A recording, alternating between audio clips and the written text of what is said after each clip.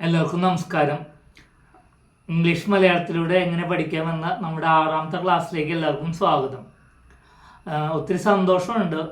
ഞാൻ വിചാരിച്ചിരുന്നത് എൻ്റെ ക്ലാസ് കൂടുതലും കാണുക സ്റ്റുഡൻസ് ആയിരിക്കും, അതായത് ഹൈസ്കൂൾ, UP, LP പിള്ളേരായിരിക്കും എന്നാണ് വിചാരിച്ചത്. ഒത്തിരി വീട്ടമ്മമാർ എൻ്റെ ക്ലാസ് കാണുന്നുണ്ട്. അവർ പലപ്പോഴും മെസ്സേജുകൾ അയച്ച് സംശയങ്ങൾ ചോദിക്കുന്നുണ്ട്. അവർക്ക് അറിയാത്ത വേറെ വാക്കുകളുടെ അർത്ഥം ചോദിക്കുന്നുണ്ട്. അപ്പോൾ അതിൽ ഒത്തിരി സന്തോഷമുണ്ട്. അപ്പോൾ ക്ലാസ് നല്ല രീതിയിൽ തന്നെ പോകുന്നതെന്ന് ഞാൻ വിശ്വസിക്കുന്നു. അപ്പോൾ എല്ലാവർക്കും ഒരിക്കൽ കൂടി സ്വാഗതം. ഇന്ന് നമ്മൾ പഠിക്കാൻ പോകുന്നത് ആൻഡ് എന്ന വാക്കാണ്. നിങ്ങൾക്കറിയുന്ന ഒരു വാക്ക് തന്നെയായിരിക്കും, AND, ആൻഡ് എന്ന വാക്കിൻ്റെ അർത്ഥം എന്നാണ്. അതായത് രണ്ട് അല്ലെങ്കിൽ അതിൽ കൂടുതൽ കാര്യങ്ങളെ കണക്ട് ചെയ്യുന്നതാണ് ആൻഡ്.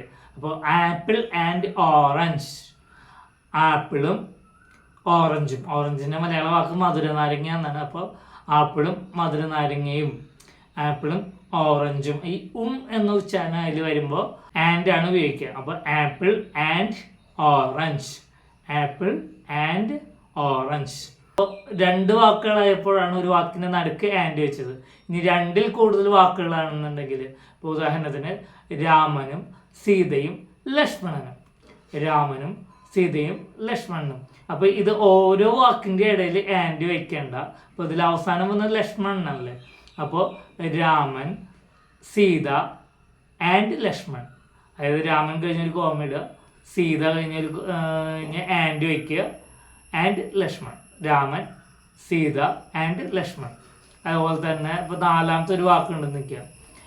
4 വസ്തുക്കൾ. ഇപ്പോൾ table, book, pen and pencil.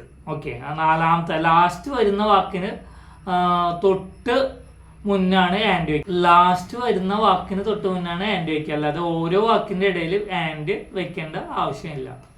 Table, book, pen and pencil. Okay, കാര്യങ്ങൾ ക്ലിയർ ആയെന്ന് വിശ്വസിക്കുന്നു. അടുത്തൊരു വാക്കാണ് ഓർ. ഓർ എന്ന വാക്കിൻ്റെ അർത്ഥം അല്ലെങ്കിൽ എന്നാണ്. ഓർ എന്ന വാക്കിൻ്റെ അർത്ഥം അല്ലെങ്കിൽ. ഓറിൻ്റെ സ്പെല്ലിങ് OR. അല്ലെങ്കിൽ എന്നാണ് ഓറിൻ്റെ അർത്ഥം. ടീ ഓർ കോഫി, ചായ അല്ലെങ്കിൽ കാപ്പി വേണമെന്ന് ചോദിക്കില്ലേ. അപ്പോൾ ആ ഓർ അതാണ്, tea or coffee, tea or coffee. ഇനി നമ്മൾ പഠിക്കാൻ പോകുന്ന വാക്കുകൾ എന്ന് പറഞ്ഞു കഴിഞ്ഞാൽ ഇംഗ്ലീഷിൽ ഏറ്റവും ആവശ്യമുള്ളതും നിങ്ങൾ ഒത്തിരി ശ്രദ്ധ വയ്ക്കേണ്ടതായ വാക്കുകളാണ് നമ്മൾ ഇനി പഠിപ്പിക്കാൻ പോകുന്നത്. ഒത്തിരി ശ്രദ്ധ വയ്ക്കേണ്ടതെന്ന് വെച്ച് കഴിഞ്ഞാൽ ഇതിൻ്റെ അടിസ്ഥാനത്തിലാണ് ഇംഗ്ലീഷിലെ പല ഗ്രാമറുകളും വാക്കുകളും വരുന്നത്. അപ്പോൾ നമുക്കറിയുന്ന ഒരു കാര്യമാണ് ഏകവചനം എന്നാൽ.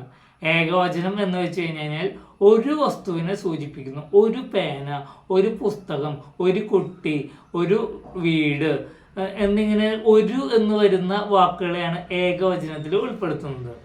ഏകവചനം എന്നതിന് ഇംഗ്ലീഷിൽ പറയുന്ന വാക്കാണ് singular. SINGULAR, singular. SINGULAR, singular. ഏകവചനം. ഏകവചനം എന്ന് പറയുമ്പോൾ ഒരു വസ്തുക്കളെ മാത്രമാണ് ഉൾപ്പെടുന്നത്.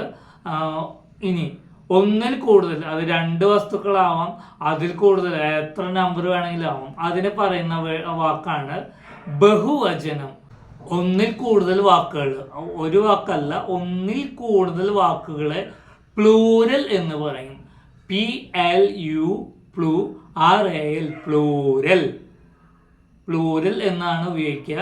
PLURAL, പ്ലൂരൽ, ബഹുവചനം. ഈ ബഹുവചനങ്ങൾ ഇത് പറയുമ്പോൾ ആൺകുട്ടികൾ എന്ന് പറയും. ആൺകുട്ടി ഏകവചനമാണ്. അപ്പോൾ ആൺകുട്ടികൾ എന്ന് പറയുമ്പോൾ ആൺകുട്ടി എന്നതിന് ബോയ് എന്നും ആൺകുട്ടികൾ എന്ന് പറയുന്നതിന് ബോയ്സ് എന്നും പറയും. ബോയ് എന്നതിന് BOY, ബോയ്. ആൺകുട്ടികൾ എന്ന് പറയുമ്പോൾ BOYS, ബോയ്സ്, ആൺകുട്ടികൾ. ചൈൽഡ് എന്ന് പറഞ്ഞാൽ CHILD, ചൈൽഡ് എന്ന് പറയുന്ന ഏകവചനമാണ്. എന്നാൽ കുട്ടികൾ എന്നതിന് ചിൽഡ്രൻ എന്നാണ് ഉപയോഗിക്കുക. CHILDREN, children. പലപ്പോഴും ചിൽഡ്രൻസ് എന്നാണ് പലരും ഉച്ചരിക്കുന്നത്. അത് തെറ്റാണ്. ചിൽഡ്രൻസ് എന്നാൽ കുട്ടികളുടെ എന്നാണ് അർത്ഥം. ചിൽഡ്രൻ എന്നാണ് ആ വാക്കിൻ്റെ അർത്ഥം വരുന്നത്. CHILDREN, ചിൽഡ്രൻ, കുട്ടികൾ. പെൺകുട്ടിയാണെങ്കിൽ നമ്മൾ ഗേൾ എന്ന് വിളിക്കും. ഇനി പെൺകുട്ടികളാണെങ്കിൽ ഗേൾസ് എന്ന് പറയും. ഗേൾ എന്നതിന് GIRL ഗേൾ സ്പെല്ലിങ് വരുന്നത്. ഇനി ഗേൾസ് എന്ന് പറയുമ്പോൾ GIRLS ഗേൾസ്. ഗേൾസ് എന്ന് പറയുമ്പോൾ ബഹുവചനമാണ്. ഇനി നമ്മൾ കുറച്ച് ഏകവചനങ്ങളും അതിൻ്റെ ബഹുവചനങ്ങളും പഠിക്കും. ആദ്യം ഏകവചനങ്ങൾ പറഞ്ഞാൽ ബുക്ക്, BOOK, ബുക്ക് എന്ന് പറഞ്ഞാൽ പുസ്തകം. അത് ഒരെണ്ണേ ഉള്ളൂ, പുസ്തകം എന്നാണ് പറയുന്നത്. അത് ഏകവചനമാണ്. BOOK ബുക്ക് എന്ന് പറഞ്ഞാൽ പുസ്തകം, അത് ഏകവചനമാണ്, സിംഗുലർ. അടുത്തത് പെൻ എന്ന് പറഞ്ഞാൽ പേന, PEN പെൻ എന്ന് പറയുമ്പോൾ പേന, അത് ഏകവചനമാണ്, സിംഗുലറാണ്. അടുത്തത് ചൈൽഡ്, CHILD ചൈൽഡ് എന്ന് പറഞ്ഞാൽ കുട്ടി, അതും ഏകവചനത്തിലാണ് പെടുന്നത്, ഏകവചനം. ഫ്ലവർ, FLOWER ഫ്ലവർ എന്ന് പറഞ്ഞാൽ പൂവ് എന്നാണ് അർത്ഥം. ഫ്ലവർ, FLOWER ഫ്ലവർ, പൂവ്. അടുത്തത് ഹൗസ്, HOUSE ഹൗസ് എന്ന് പറഞ്ഞു കഴിഞ്ഞാൽ വീട്, HOUSE ഹൗസ്, വീട്. അടുത്തത് ട്രീ, TREE ട്രീ എന്ന് പറഞ്ഞാൽ മരം, TREE ട്രീ എന്ന് പറഞ്ഞാൽ മരം, അതും സിംഗുലർ ഏകവചനമാണ്. ബേർഡ്, കിളി അല്ലെങ്കിൽ പക്ഷി എന്ന് പറയും, BIRD ബേർഡ്, BIRD ബേർഡ് പക്ഷി, അതിന് ഏകവചനമാണ്, സിംഗുലറാണ്. കാർ, CAR കാർ, ഒരു കാറേ ഉള്ളൂ, അത് ഏകവചനമാണ്, കാർ, CAR കാർ. അടുത്തത് CAT കാറ്റ്, കാറ്റ് എന്ന് പറയുമ്പോൾ പൂച്ച എന്ന് മാത്രമല്ല അർത്ഥമുള്ളൂ, അപ്പോൾ അതും ഏകവചനമാണ്, CAT കാറ്റ്. ടേബിൾ, TABLE ടേബിൾ എന്ന് പറഞ്ഞാൽ മേശ, ടേബിൾ എന്ന് പറഞ്ഞാൽ മേശ. ഇനി ഈ വാക്കുകളുടെയൊക്കെ പ്ലൂരൽ ബഹുവചനങ്ങളാണ് അടുത്ത് ഞാൻ കൊടുക്കുന്നത്. ബുക്ക്, BOOK ബുക്ക് എന്ന വാക്കിൻ്റെ ബഹുവചനം ബുക്സ് എന്നാണ്. ബുക്ക് എന്നാൽ പുസ്തകം, ബുക്സ് എന്നാൽ പുസ്തകങ്ങൾ, BOOKS ബുക്സ്, പുസ്തകങ്ങൾ. PEN പെൻ, പെൻ എന്ന് പറയുമ്പോൾ ഏകവചനം. പേനകൾ എന്ന് പറഞ്ഞാൽ പെൻസ്, PENS പെൻസ് എന്ന് പറഞ്ഞാൽ പ്ലൂരൽ ബഹുവചനം, പ്ലൂരൽ ആണ് ബഹുവചനം എന്നാണ് അർത്ഥം. ചൈൽഡ്, കുട്ടി, CHILD ചൈൽഡ്, കുട്ടി, CHILDREN ചിൽഡ്രൻ, കുട്ടികൾ, CHILDREN ചിൽഡ്രൻ, കുട്ടികൾ. അടുത്തത് പൂക്കൾ, നേരത്തെ പൂവ് പറഞ്ഞു, അത് പൂക്കൾ ആകുമ്പോൾ ഫ്ലവർ എന്ന വേർഡ് മാറി ഫ്ലവേഴ്സ് ആവും, FLOWERS ഫ്ലവേഴ്സ്, ഫ്ലവേഴ്സ് പ്ലൂരലാണ്, FLOWERS flowers. House, HOUSE house എന്നതിന് വീടുകൾ എന്ന് പറയുമ്പോൾ houses, HOUSES houses, HOUSES houses. മരം എന്നതിന് TREE ട്രീ, അതിന് ബഹുവചനം ട്രീസ്, TREES ട്രീസ് മരങ്ങൾ, ട്രീസ് മരങ്ങൾ.